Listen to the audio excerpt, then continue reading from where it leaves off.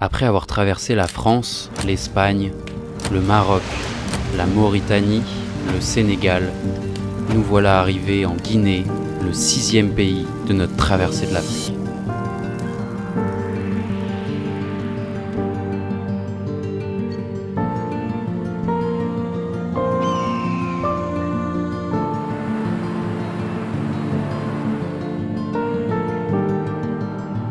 Putain sa mère.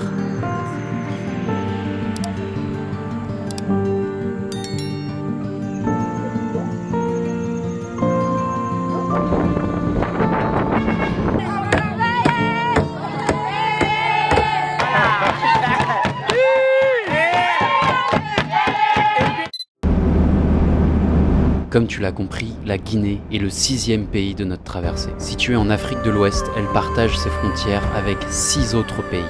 La Côte d'Ivoire, le Libéria, la Sierra Leone, le Sénégal, le Mali et la Guinée-Bissau. Sa superficie est d'environ 245 000 m², soit la moitié de la taille de la France, et pour une population de seulement 14 millions d'habitants. Cette densité assez faible s'explique par la présence de vastes forêts et de chaînes montagneuses qui rendent certaines zones difficiles d'accès. Le pays est souvent surnommé le château d'eau de l'Afrique de l'Ouest, car de nombreux grands fleuves comme le Niger, le Sénégal ou la Gambie prennent leur source dans ces montagnes. Son point culminant, le mont Nimba, s'élève à 1752 mètres et est classé réserve naturelle. Voilà. On vient tout juste de passer la frontière ce midi de la Guinée-Conakry. C'était plutôt rapide, on n'a pas trop eu de problème pour passer la frontière. Ça a duré environ 2 heures entre tous les points de passage.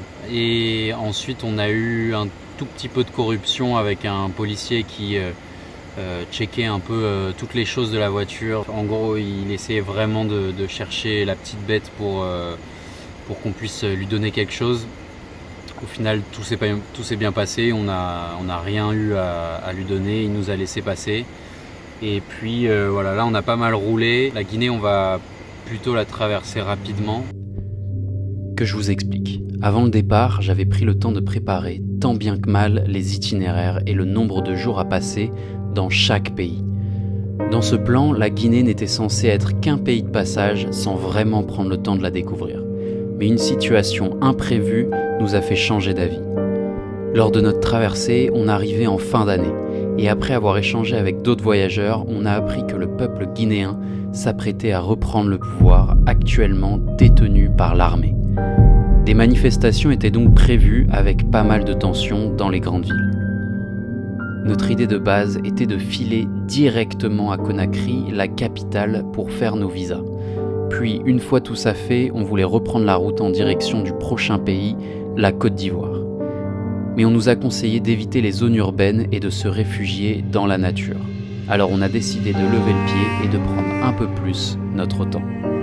Et au final, on est très content de cette décision parce que ce pays mérite vraiment d'être exploré davantage.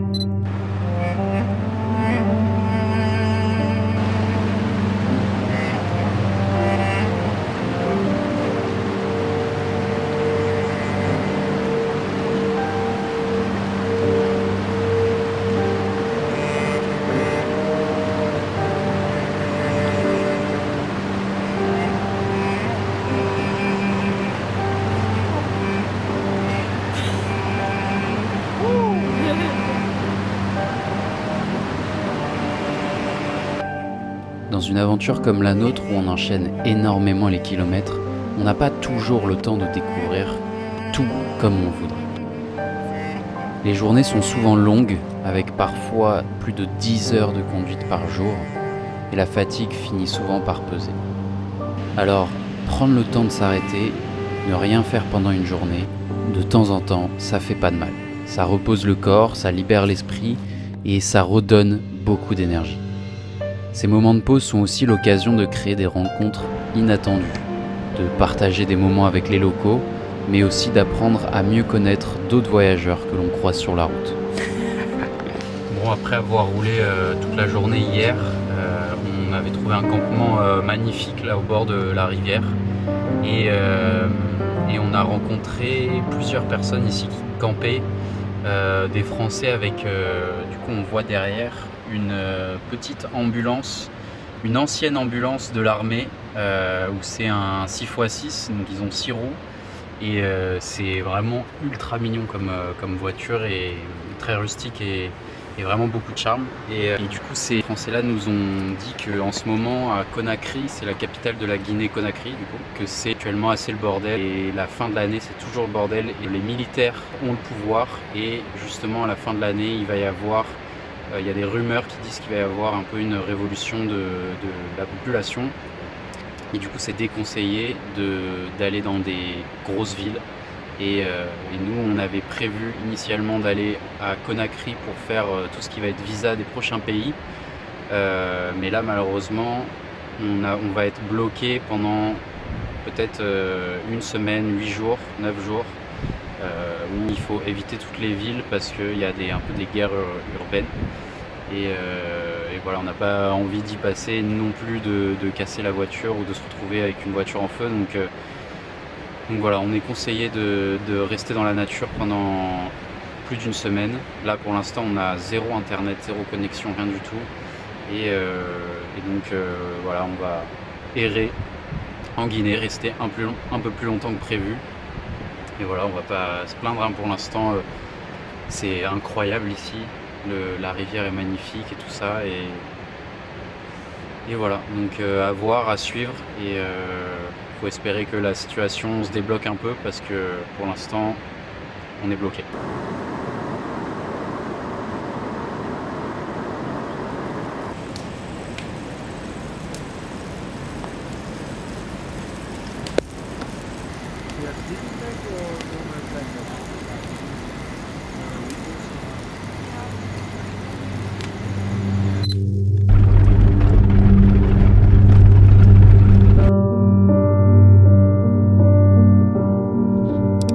Demain, on reprend la route en prenant notre temps. On admire les paysages grandioses de la Guinée, cette terre rouge et sèche qui s'envole dans notre rétroviseur, et cette verdure qui semble ne jamais s'arrêter. La veille, nous avons fait de belles rencontres. Corinne et François, un couple de Français qui traversent aussi l'Afrique à bord de leur Pinzgauer 6x6, et Hendrik, un Allemand qui fait la traversée lui seul, en moto. Chacun ayant son propre rythme, nous décidons de repartir chacun de notre côté, mais avec un point de rendez-vous fixé, les chutes de Saala. Aïe aïe aïe. Chemin bloqué.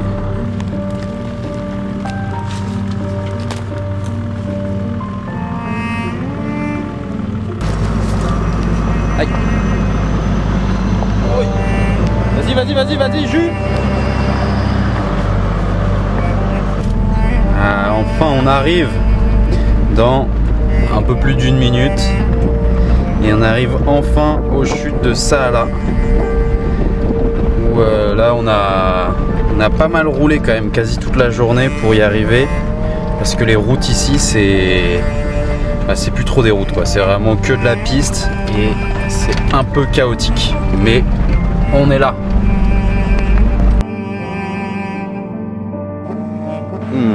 Aujourd'hui au menu, pain, tomates, vache qui rit et petite vue sur la rivière. Le petit camion Gollum là, il est archi mignon.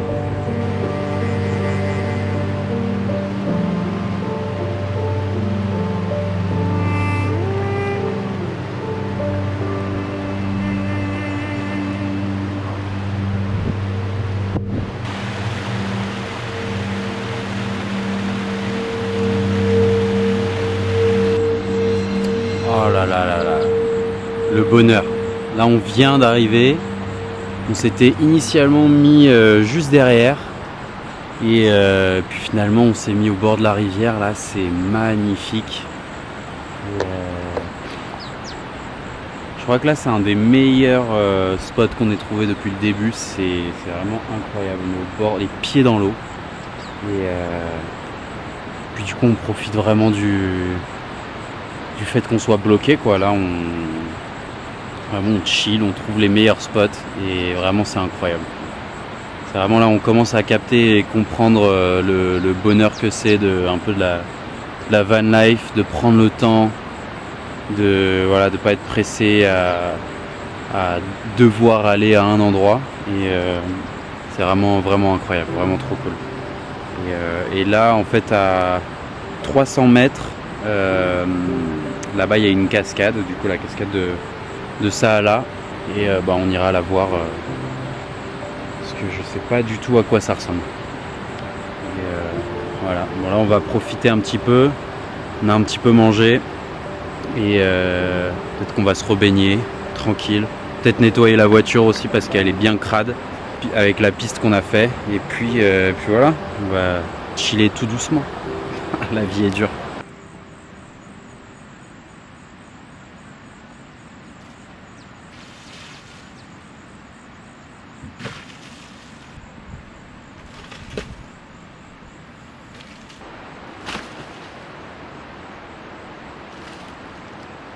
Regardez, j'ai jamais vu ça. C'est un documentaire animalier là. Les fourmis, elles ont fait un sort de tunnel. Et à l'intérieur, il y a celles qui ramènent de la bouffe ou je sais pas quoi pour la fourmilière. C'est impressionnant. Durant notre voyage, nous avons été vraiment fascinés par les fourmis et les immenses termitières. Ici, ce sont des fourmis magnans.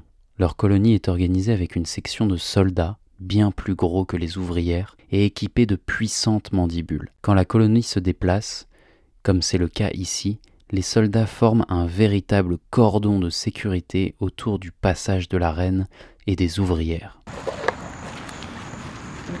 la vache! C'est impressionnant. Tout ça, c'est des fourmis. Regardez là, en fait, partout là où on marche, c'est une fourmilière.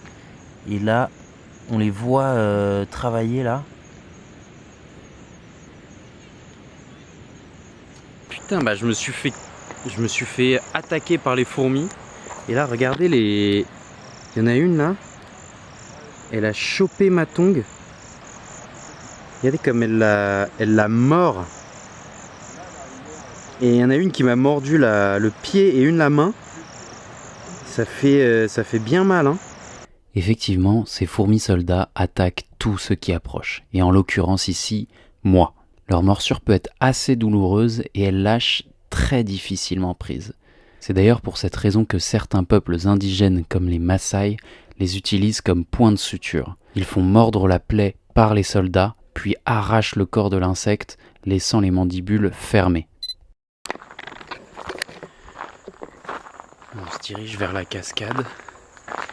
Et on vient de voir un petit groupe de singes juste devant nous là. Je crois qu'ils ont eu un peu peur de nous. J'espère qu'on va pouvoir les approcher. Non, on leur a fait peur. Et ils se sont barrés. On les entend au loin. Ah, il y en a encore je crois là. Ah non, c'est une vache. Bon,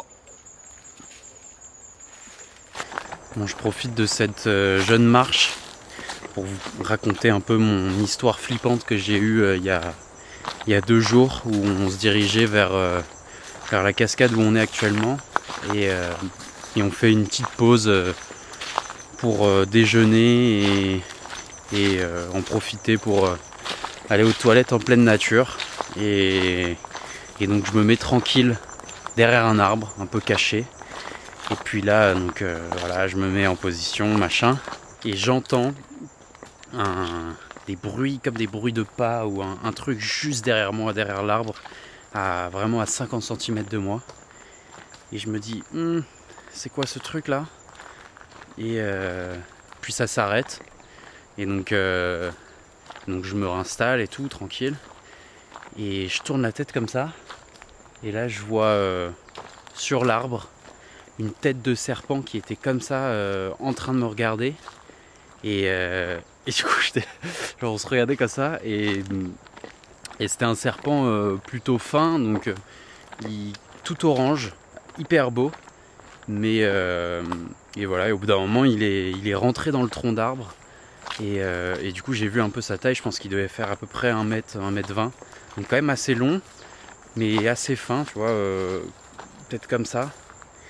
Et puis ouais, un petit coup de flip. J'ai fait mes affaires, je suis reparti instant.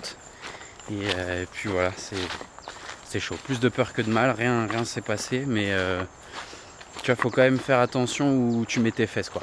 Parce que ça peut vite arriver. Putain, sa mère. Ouais, là c'est putain sa mère. Je viens de raconter l'histoire là et regardez ce qui est devant nous là. Ah oui, non mais ça faut... Oh putain, bien vu, je l'avais pas vu du tout. Il est énorme celui-là.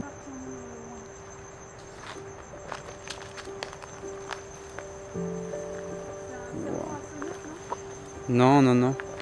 Je n'ai aucune idée de ce que c'est. Ah, il était bien camouflé lui, hein.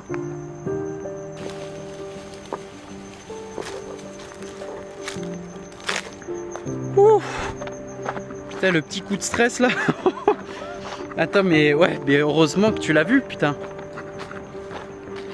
Oh la vache. Mais là, lui, il était énorme. Je sais pas du tout ce que c'était. S'il y a des pros de serpents dans le coin. Et là, du coup, on va bien regarder là où on marche parce que je t'avoue que je regardais pas du tout où je marchais là.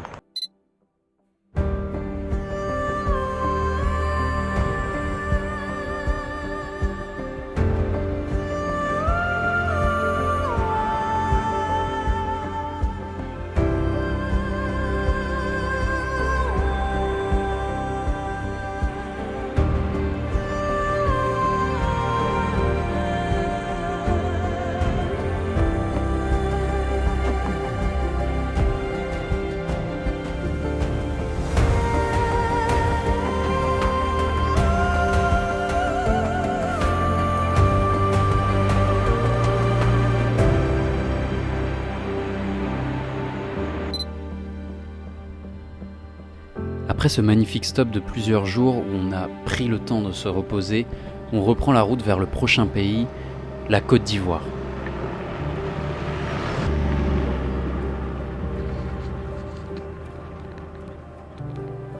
Mais avant ça, on passe obligatoirement par la capitale Conakry pour faire nos visas.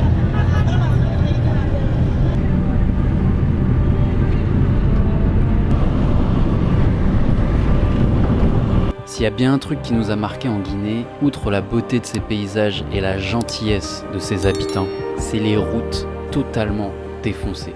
Les pistes sont un mélange de goudron troué et de terre complètement défoncée.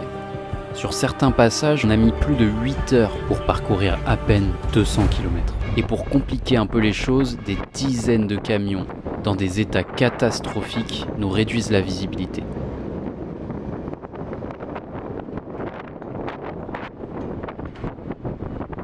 Et chaque dépassement devient une réelle mission. Allez. Gros trou, attention. Yeah. Yes. Alors qu'est-ce qu'on fait là? Petite pause. Une petite pause, ça fait bien du bien. La route est difficile, il y a plein de trous. C'est une catastrophe là. C'est éprouvant. C'est beau, les paysages sont beaux, mais c'est dur. Et là, on va se manger un petit sandwich à l'omelette. Ouais, qui est en préparation. Un petit resto sur la route. Ah, l'ambiance là. Une autre chose qui nous a bien marqué, c'est que le pays brûle de partout. Tout au long du trajet, on a roulé à côté de forêts et de champs en feu. Et on a essayé de comprendre auprès des locaux, mais chacun avait une version différente. Pour préparer les cultures, pour éloigner les animaux, pour agrandir les villages, peu importe la raison, c'était assez impressionnant et c'était assez triste de voir autant de verdure partir en fumée. Sur notre route en direction du prochain pays, la Côte d'Ivoire, il nous reste plusieurs centaines de kilomètres à parcourir et plusieurs nuits à passer dans des spots différents.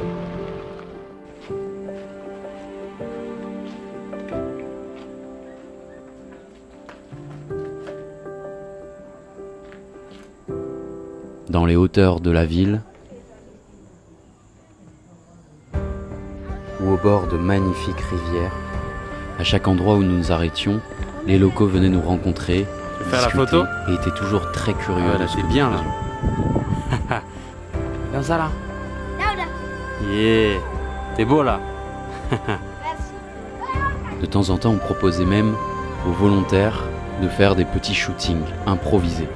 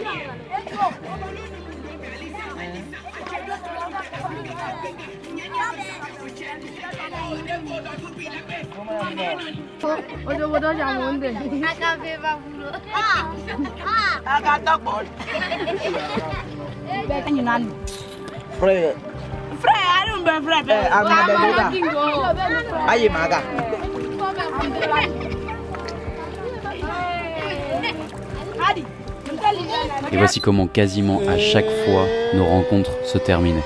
Vous allez voir que durant tout le long de cette aventure, je pense que j'ai acquis des talents d'animateur incroyables.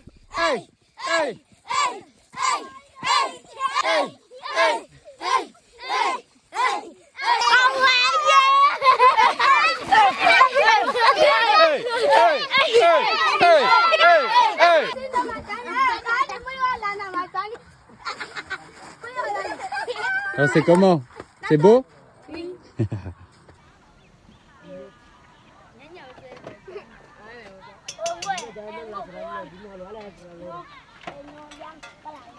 Faut pomper là.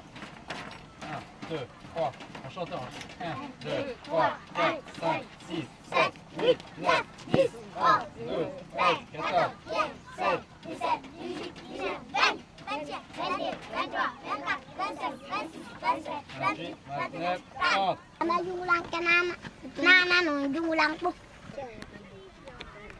Écoutez. Allez, allez.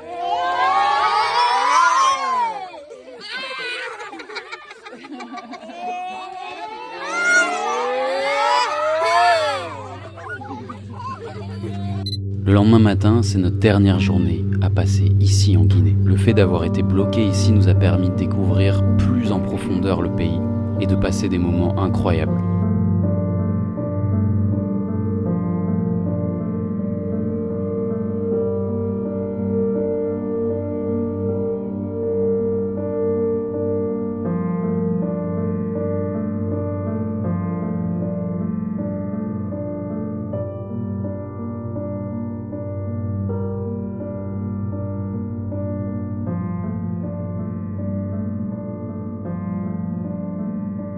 Depuis le début de cette aventure, on s'amuse à danser sur tous les types de routes. Et il y a quelques jours, certaines personnes du coin nous ont rejoints. C'était un super moment et ça nous a donné envie de danser avec encore plus de monde. Alors on s'est lancé un défi. Avant de partir de ce pays, on voulait essayer de faire danser un village tout entier. Alors on a pris la route et au premier village qu'on a trouvé, on s'arrête pour aller demander aux locaux de poser leur meilleure musique.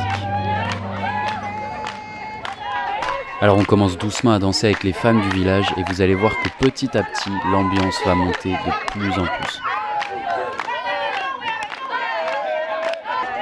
Et la vérité, c'est que moi j'ai laissé plutôt ma mère faire le boulot parce que franchement, dans ce genre de situation, elle est incroyable et elle a une dynamique de malade.